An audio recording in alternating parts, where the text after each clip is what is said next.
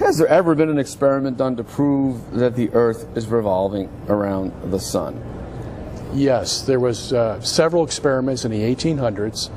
Dominique Arago, Armand Fizeau, Augustin Fresnel, but one of the most famous was the Michelson-Morley experiment in 1887.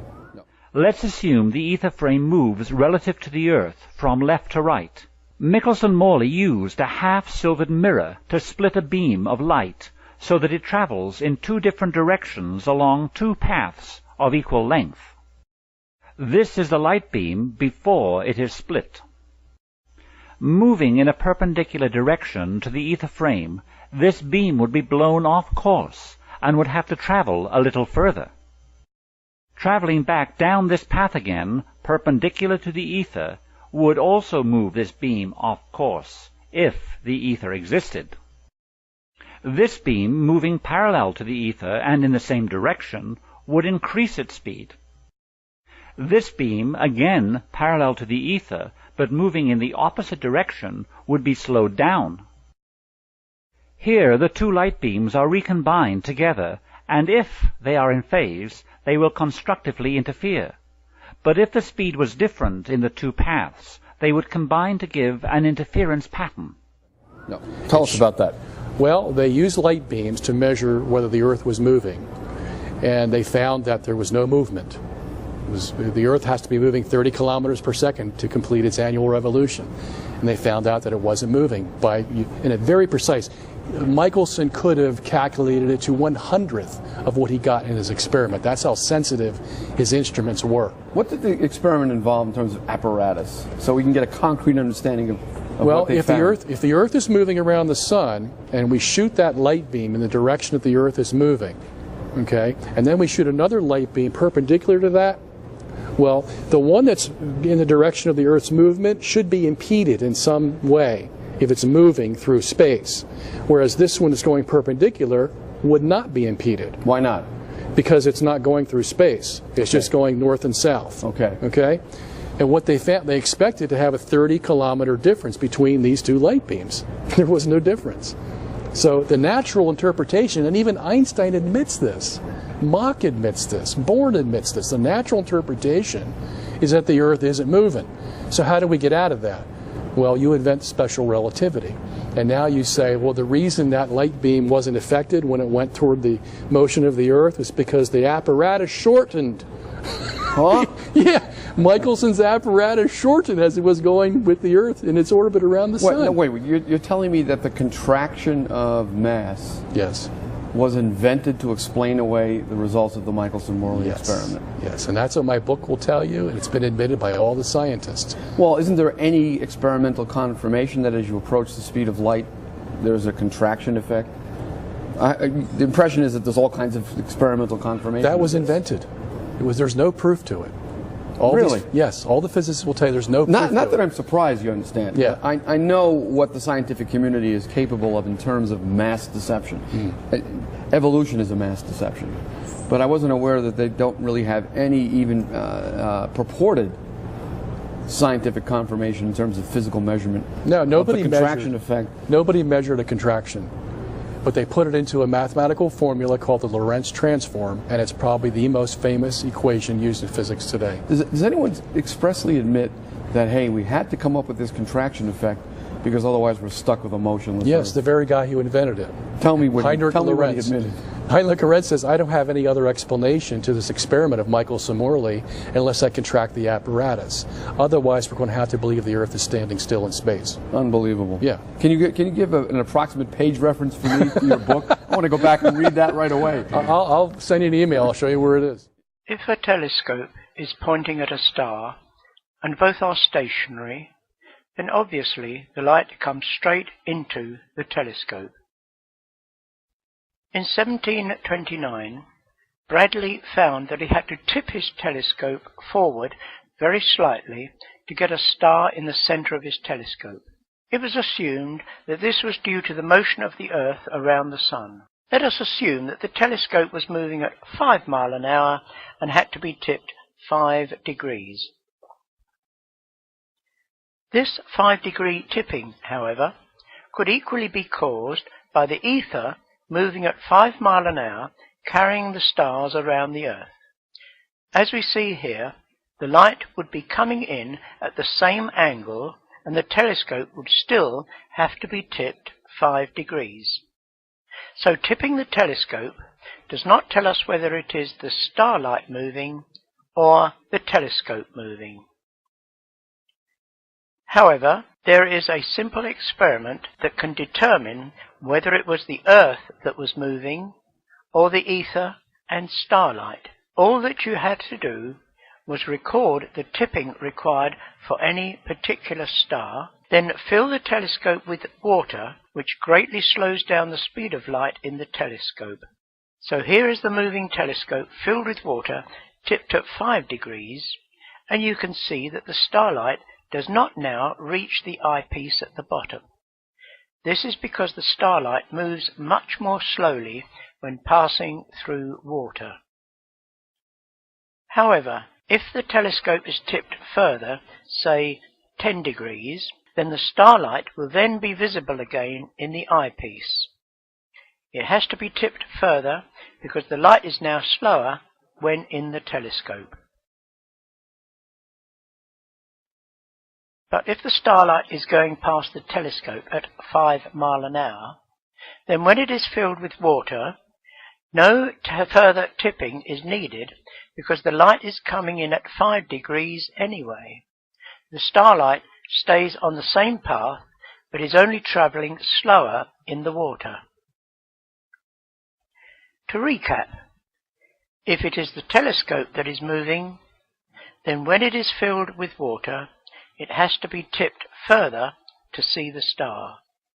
If the telescope is stationary and the starlight drifting past us, then it does not have to be tipped further. Here's another objection. If everything is moving, in other words, all the stars in the universe are moving, how could we possibly determine if we are the center of this moving universe? Over the past decade or so, we have seen out to the very limits of the observable cosmos. We've mapped its largest structure, the cosmic microwave background, the oldest light in the universe according to the standard Big Bang model of cosmology. What we have discovered is shocking.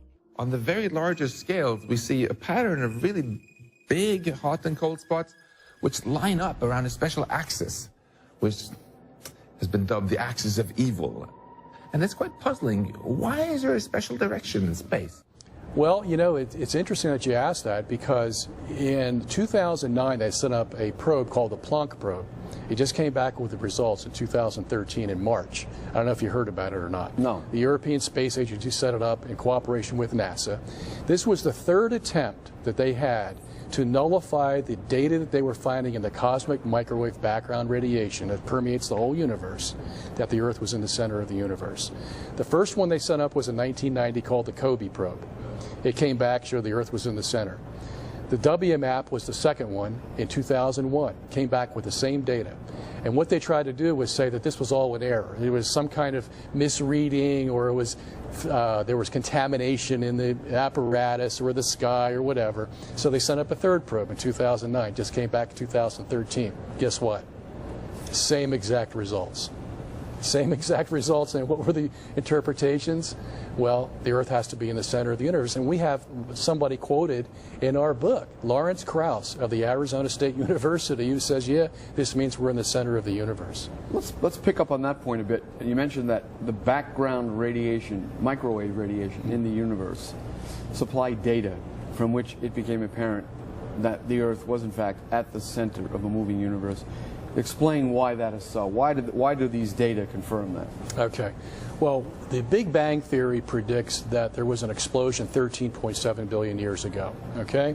So if there was an explosion, then that means the explosion had to come out equal on all sides of the sphere. It had to be what they call homogeneous. Okay?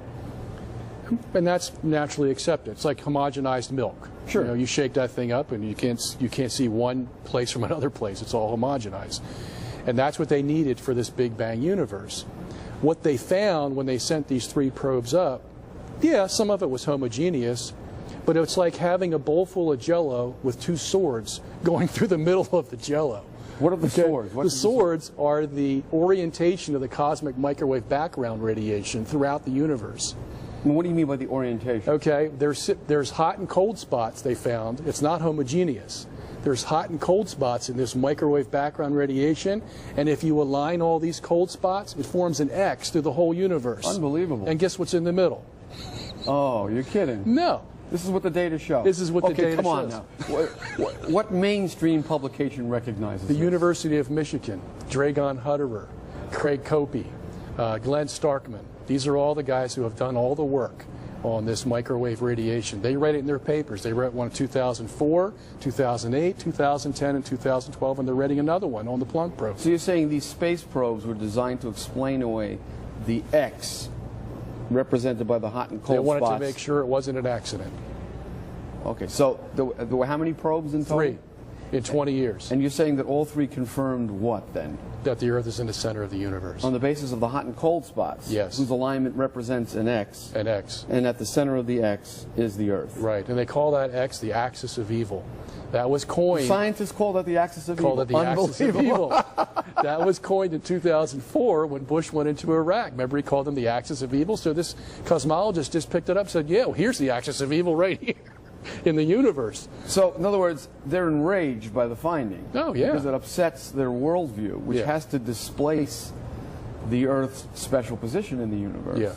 Which fits in rather nicely with a divinely created universe. Right.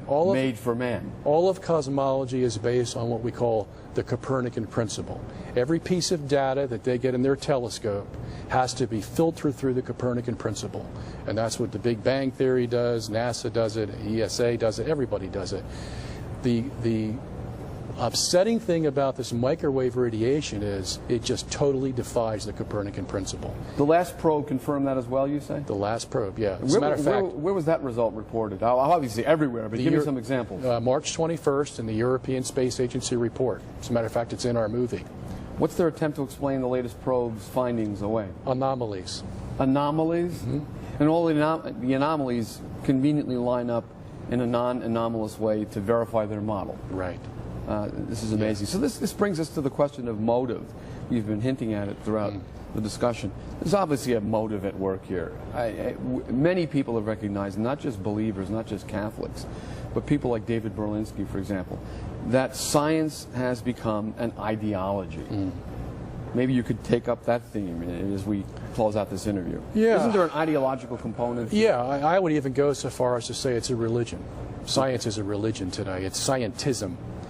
And they've already got the parameters within which they want to interpret the data, and they're not going to go outside those parameters. This is a perfect example. You do get some of them that break out of it, and they say, yeah, well, this defies the Copernican principle. We've read many papers like that, and we quote them in our book. Okay? But the motivation is, if the Copernican principle is wrong, that means all of science is wrong. Everything, cosmogony, paleontology, cosmology, archaeology, everything now becomes suspect because we can't support these long ages. We can't support this vast universe. As a matter of fact, we're in the center of it. How does that happen? Well, it's not going to happen by chance. Someone had to put it there, you see, and that's what they're scared of. That's the motivation. And we have to say, yes, we have to say, no experiment can detect absolute motion. All physics can do is describe relative motion. And Einstein even says, it's a quote in our book, it is equally valid under relativity to talk about the Earth motionless at the center and the universe rotating around it, or the Earth rotating on its axis and the universe being steady.